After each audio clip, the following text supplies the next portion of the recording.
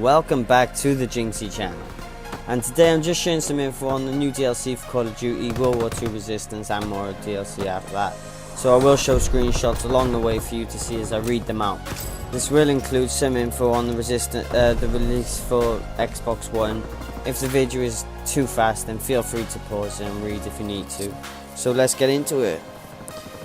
As we all know, the Resistance DLC is already dropped, and lucky for the PS4 players or the PlayStation players, they would have already received the first of the DLC on the 29th of January. For Xbox players, unfortunately, we always receive DLC after the PlayStation, but hopefully that'll change soon. The DLC will be available for the Xbox at the end of the event, around the 28th of February to the 1st of March, maybe. So it is coming, but a month's wait is unexplainable to me, and I really don't know why. This information is based on a tweet from Charlie Intel, who managed to find a promotional image that outlines PS4 gamers getting access to DLC for 30 days before the Xbox players. What a great way to lose customers, Microsoft. Anyway, the dates above have not been officially announced, but you can expect the game to launch the DLC around these times. Also, I think this is when we can expect custom paint jobs on our weapons, so look forward to seeing that. As a reminder, the Resistance DLC includes 3 multiplayer maps, including a remake of COD Modern Warfare 3 Resistance map, one new war operation map, which looks quite sick if you're into war. I'm into war.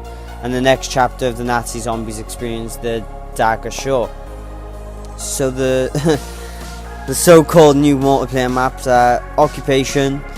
In this remake of the classic map Resistance, players battle through the streets and shops of German occupied during Paris during World War II, alongside streets encouraging mid-range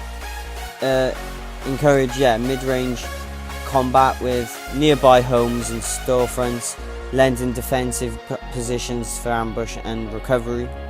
The next map is Valkyrie or Valkyrie, however you pronounce it, I don't know. They're all mad names in this game. Located in the Missouri Woods, East Prussia.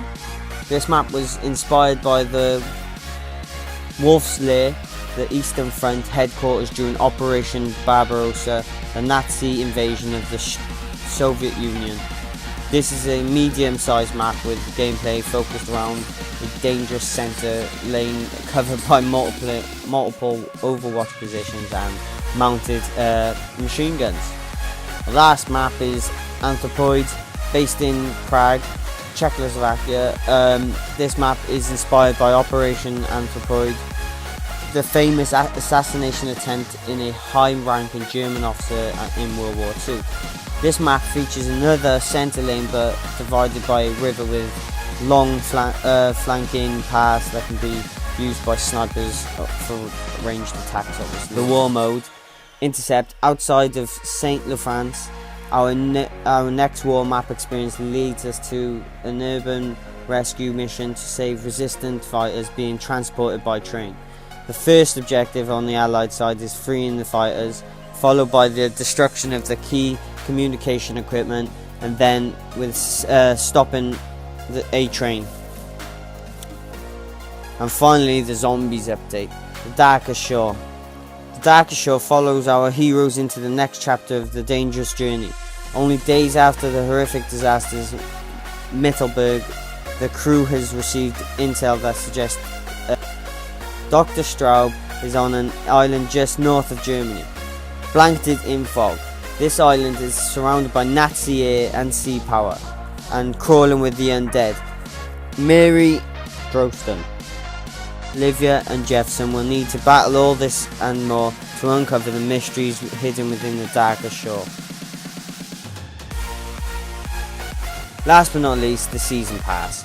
I mentioned it in my last video, but if you want the maps instantly or as soon as they come out, I recommend the Season Pass, which is equivalent to $39.99, which will save you like cash in the long run, but it's quite a big amount to pay just up front all at once, you know, just for DLC, whereas you could be buying a new game or something, or you could be saving it for something better. But but don't worry about that. So you can buy the maps individually if you're willing to pay a smaller amount of roughly $11.50, plus if you guys are not into all the maps and just want the one map, as these are all remastered or remakes of like previous maps, at least you have the option to choose what you want, and plus you don't have to buy all 4 maps individually and pay over the $39.99. But still, it's still going to be more than what map costs if you don't buy the season pass. If you're planning on getting like the whole season pass, then I do recommend the season pass all up front, $39.99, because it does save you money in the long run. I don't like wasting money, but yeah, it's not always understandable or easy for people to just pay $39.99, you know, on one thing instantly, you know. So yeah, I will recommend just buying the one at a time. If that helps, $11.50. It gives you time to get money next, you know, whenever you want to buy the next one. Anyways, my final thought on this is simple, really. I think they are running out of ideas and creativity, so we need to have more new DLC instead of just remakes. I mean, like, remakes are good, but something we should be. It shouldn't be something we are paying for realistically if it's a remake of a map that we bought or a map pack that we bought in a, you know, our last release of Call of Duty or a different Call of Duty that we had. So, you know, I like the remakes, but we should be, for a new game, we should be getting new maps, something new to explore, new gameplay, like, so we ain't just repeating the same stuff over again, and that's what they seem to be doing to me. But it's all about money to them. If they can make little less content for more money, then that's what they're going to do. But that's where I think they run out of ideas and creativity. So yeah, that's about it. Anyways, guys, with all that being said, that's all for this video. I hope some of you get some info that you want, or you learn something new. I'm almost certain most of you already know this stuff, but I just wanted to help the people that may not know something. Also, I apologize for the quality of my videos. I am new to this kind of content, and also I do edit my videos and everything by my phone. I want to thank you all for taking the time out of your day, just for even clicking on this video. It really means the world to me when I see people are watching something I put together in a video, or my creation, so to speak. I'm open to criticism, so please leave a comment if you really want to help me become a better creator, or feel free to ask anything that you want. If you want, if any of this was helpful or you enjoyed any of it, then please leave a like and subscribe. I really appreciate it, and thank you all for watching once again. I'll see you in the next one.